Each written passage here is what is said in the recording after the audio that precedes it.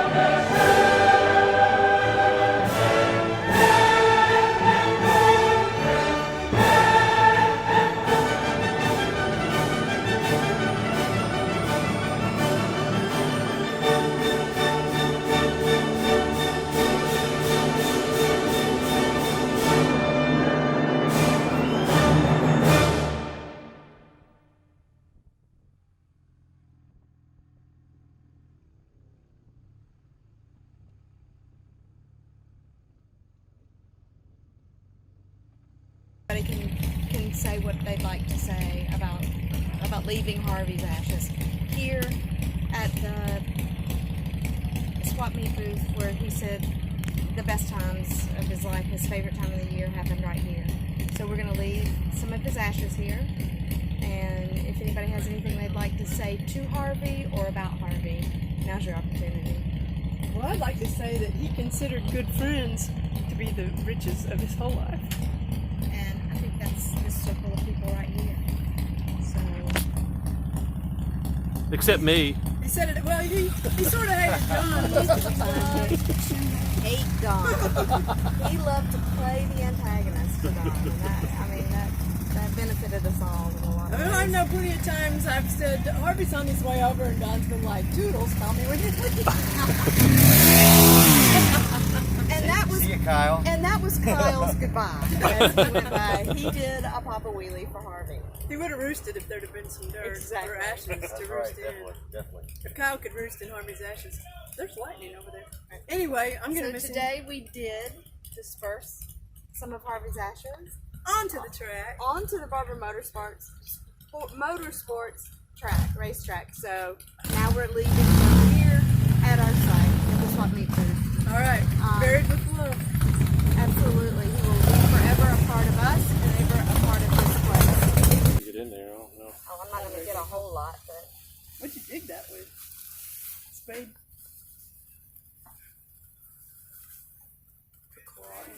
Oh. Huh. Making do with what you had, that's just like you.